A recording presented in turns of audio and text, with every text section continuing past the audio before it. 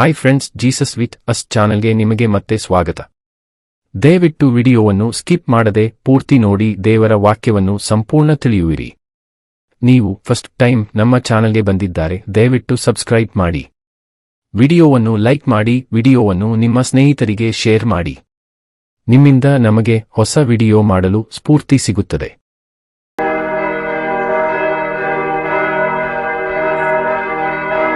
ಕೀರ್ತನೆಗಳು ಅಧ್ಯಾಯ 37. ದುಷ್ಟರ ಸಂಪತ್ತಿನಲ್ಲಿ ಸದ್ಭಕ್ತರು ನಂಬಿಕೆಯಿಂದಲೇ ಇರಬೇಕೆಂದು ಬೋಧಿಸುವ ಇಬ್ರಿಯ ಅಕ್ಷರ ಕ್ರಮಾನುಸಾರವಾದ ಕೀರ್ತನೆ. ದಾವೀದನ ಕೀರ್ತನೆ.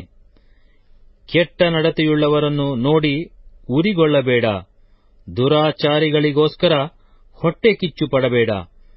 ಅವರು ಹುಲ್ಲಿನಂತೆ ಬೇಗ ಒಣಗಿ ಹೋಗುವರು, ಸೊಪ್ಪಿನ ಪಲ್ಯದಂತೆ ಬಾಡಿ ಹೋಗುವರು.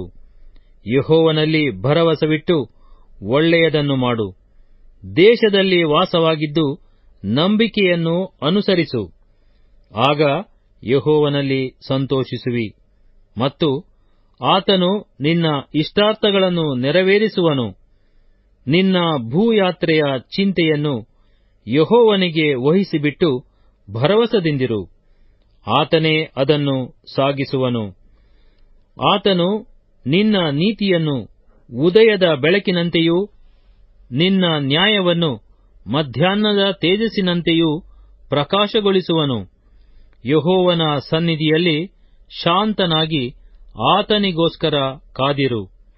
ಕುಯುಕ್ತಿಗಳನ್ನು ನೆರವೇರಿಸಿಕೊಂಡು ಅಭಿವೃದ್ಧಿ ಹೊಂದುವವನನ್ನು ನೋಡಿ ಉರಿಗೊಳ್ಳಬೇಡ. ಕೋಪವನ್ನು ಅಣಗಿಸಿಕೋ, ರೋಷವನ್ನು ಬಿಡು, ಉರಿಗೊಳ್ಳಬೇಡ. ಕೆಡುಕಿಗೆ ಕಾರಣವಾದೀತು, ಕೆಡುಕರು ತೆಗೆದುಹಾಕಲ್ಪಡುವರು. ಯೆಹೋವನನ್ನು ನಿರೀಕ್ಷಿಸುವವರೇ ದೇಶವನ್ನು ಅನುಭವಿಸುವರು. ಇನ್ನು ಸ್ವಲ್ಪ ಕಾಲದೊಳಗೆ ದುಷ್ಟನು ಕಾಣಿಸದೆ ಹೋಗುವನು. ಅವನಿದ್ದ ಸ್ಥಳದಲ್ಲಿ ಎಷ್ಟು ವಿಚಾರಿಸಿದರೂ ಅವನು ಸಿಕ್ಕುವುದೇ ಇಲ್ಲ. ಆದರೆ ದೀನರು ದೇಶವನ್ನು ಅನುಭವಿಸುವರು, ಅವರು ಮಹಾಸೌಖ್ಯದಿಂದ ಆನಂದಿಸುವರು. ದುಷ್ಟನು ನೀತಿವಂತನಿಗೆ ವಿರೋಧವಾಗಿ ಆಲೋಚಿಸುತ್ತಾನೆ, ಅವನನ್ನು ನೋಡಿ ಹಲ್ಲು ಕಡಿಯುತ್ತಾನೆ. ಆದರೆ ಕರ್ತನು ಅವನಿಗೆ ಶಿಕ್ಷಾಕಾಲ ಬರುತ್ತದೆಂದು ನಗುತ್ತಾನೆ. ದುಷ್ಟರು ದೀನ ದರಿದ್ರರನ್ನು ಕಡಿದುಬಿಡಬೇಕೆಂದು ಕತ್ತಿಯನ್ನು ಹಿರಿದಿದ್ದಾರೆ, ಯಥಾರ್ಥರನ್ನು ಕೊಂದು ಹಾಕಬೇಕೆಂದು ಬಿಲ್ಲನ್ನು ಎತ್ತಿದ್ದಾರೆ.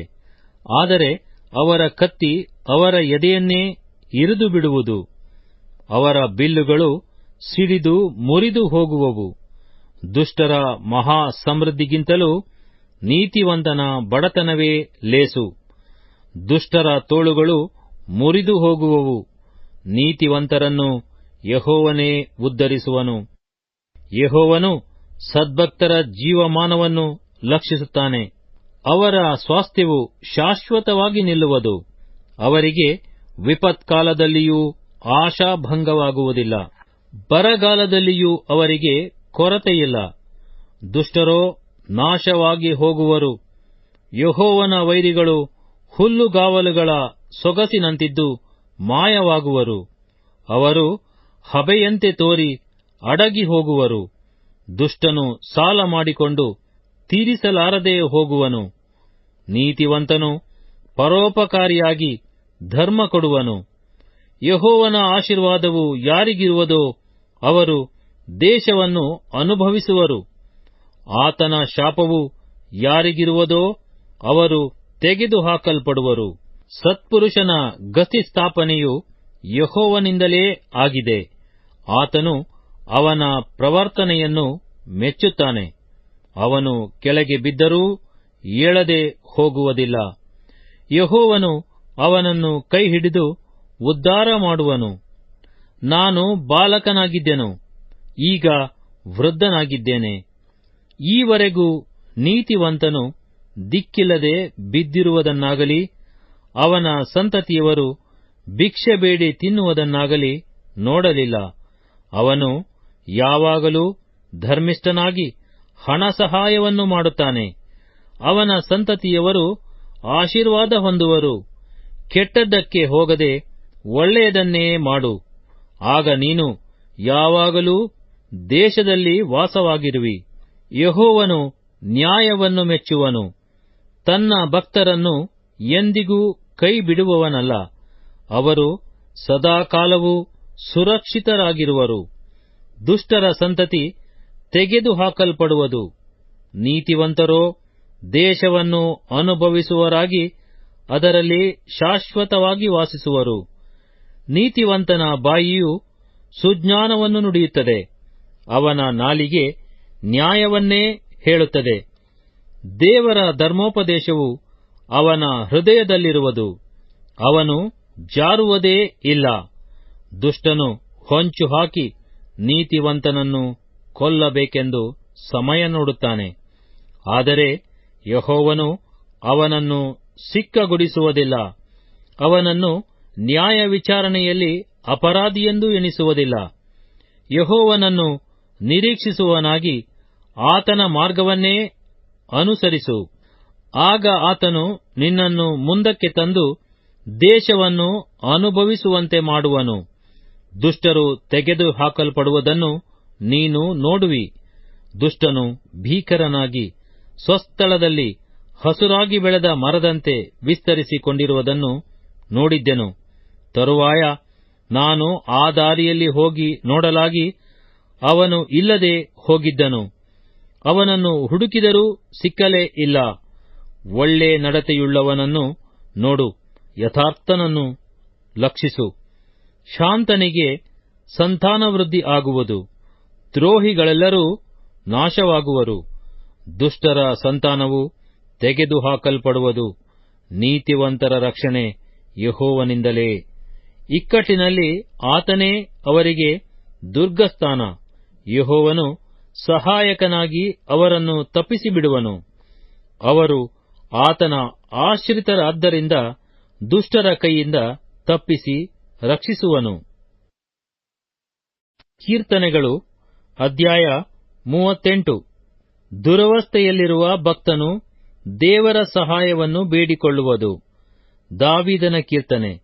ಜ್ಞಾಪಕಾರ್ಥ ನೈವೇದ್ಯ ಸಮರ್ಪಣೆಯಲ್ಲಿ ಹಾಡತಕ್ಕದ್ದು. ಯೆಹೋವನೇ, ಕೋಪದಿಂದ ನನ್ನನ್ನು ಶಿಕ್ಷಿಸಬೇಡ, ರೋಷದಿಂದ ದಂಡಿಸಬೇಡ. ನಿನ್ನ ಬಾಣಗಳು ನನ್ನೊಳಗೆ ಹೊಕ್ಕಿವೆ. ನಿನ್ನ ಶಿಕ್ಷಾಹಸ್ತವು ನನ್ನ ಮೇಲೆ ಭಾರವಾಗಿದೆ. ನಿನ್ನ ಸಿಟ್ಟಿನಿಂದ ನನ್ನ ಶರೀರದಲ್ಲಿ ಸ್ವಸ್ಥವೇ ತಪ್ಪಿಹೋಗಿದೆ. ನನ್ನ ಪಾಪದಿಂದ ನನ್ನ ಎಲುಬುಗಳಲ್ಲಿ ಸ್ವಲ್ಪವೂ ಕ್ಷೇಮವಿಲ್ಲ. ನನ್ನ ಅಪರಾಧಗಳು ನನ್ನನ್ನು ಮುಳುಗಿಸಿಬಿಟ್ಟಿವೆ. ಅವು ಹೊರಲಾರದಷ್ಟು ಭಾರವಾದ ಹೊರೆಯಂತೆ ನನ್ನನ್ನು ಅದಿಮಿಬಿಟ್ಟಿವೆ. ನನ್ನ ಮೂರ್ಖತನದ ಫಲವಾದ ಭಾಸುಂಡೆಗಳು ಕೀವು ಸೋರಿ ದುರ್ವಾಸನೆಯಾಗಿವೆ. ನಾನು ಬಹಳವಾಗಿ ಬಾಗಿ ಕುಗ್ಗಿದ್ದೇನೆ. ಯಾವಾಗಲೂ ದುಃಖದಿಂದ ವಿಕಾರಿಯಾಗಿ ಅಲೆಯುತ್ತೇನೆ. ನನ್ನ ಸೊಂಟಕ್ಕೆ ಉರಿ ಬಡಿದಂತಿದೆ. ನನ್ನ ದೇಹದಲ್ಲಿ ಸ್ವಲ್ಪವಾದರೂ ಕ್ಷೇಮವಿಲ್ಲ. ನನಗೆ ಜೋಮು ಹಿಡಿದಂತಿದೆ. ಬಹಳ ಮನಗುಂದಿದವನಾದೆನು. ಹೃದಯದ ಸಂಕಟದ ದೆಸೆಯಿಂದ ಅರಚಿಕೊಳ್ಳುತ್ತಾ ಇದ್ದೇನೆ. ಕರ್ತನೇ, ನನ್ನ ಅಪೇಕ್ಷೆ ನಿನಗೆ ಗೊತ್ತುಂಟು. ನನ್ನ ನಿಟ್ಟುಸಿರು ನಿನಗೆ ಮರೆಯಾಗಿಲ್ಲ. ನನ್ನ ಗುಂಡಿಗೆ ಬಡುಕೊಳ್ಳುತ್ತದೆ. ನನ್ನ ಚೈತನ್ಯವು ಕುಗ್ಗಿ ಹೋಯಿತು. ನನ್ನ ಕಣ್ಣುಗಳು ಮೊಬ್ಬಾಗಿ ಹೋದವು. ನನ್ನ ಆಪ್ತ ಸ್ನೇಹಿತರು ನನ್ನ ಜಾಡ್ಯವನ್ನು ನೋಡಿ ಓರೆಯಾಗಿ ಹೋಗುತ್ತಾರೆ. ನನ್ನ ಬಂಧುಗಳು ದೂರ ನಿಲ್ಲುತ್ತಾರೆ. ನನ್ನ ಪ್ರಾಣವನ್ನು ತೆಗೆಯಬೇಕೆಂಬವರು ನನಗೆ ಉರುಲುಗಳನ್ನು ಒಡ್ಡಿದ್ದಾರೆ. ನನ್ನ ವಿಪತ್ತನ್ನು ಕೋರುವವರು ನನಗೆ ನಾಶನವನ್ನೇ ನಿಶ್ಚಯಿಸಿಕೊಂಡು ಯಾವಾಗಲೂ ಮೋಸವನ್ನು ಕಲ್ಪಿಸುತ್ತಿದ್ದಾರೆ. ನಾನಂತೂ ಕಿವುಡನಂತೆ ಕೇಳದವನಾಗಿದ್ದೇನೆ, ಮೂಕನಂತೆ ಬಾಯಿ ತೆರೆಯುವುದೇ ಇಲ್ಲ.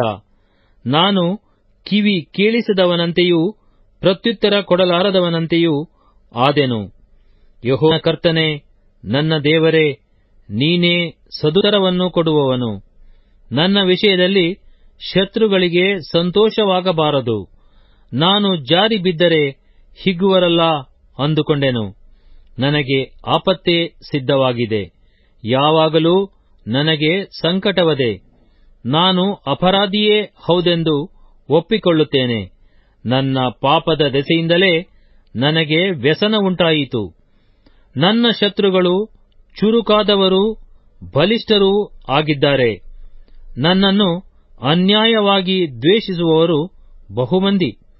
ಉಪಕಾರಕ್ಕೆ ಪ್ರತಿಯಾಗಿ ಅಪಕಾರ ಸಲ್ಲಿಸುವವರು ಒಳ್ಳೆಯದನ್ನು ಅನುಸರಿಸುವ ನನ್ನನ್ನು ಎದುರಿಸುತ್ತಾರೆ. ಯೆಹೋವನೇ, ಕೈ ಬಿಡಬೇಡ. ನನ್ನ ದೇವರೇ, ದೂರವಾಗಿರಬೇಡ. ನನ್ನ ಕರ್ತನೇ, ನನ್ನ ರಕ್ಷಕನೇ, ಬೇಗ ಬಂದು ಸಹಾಯ ಮಾಡು.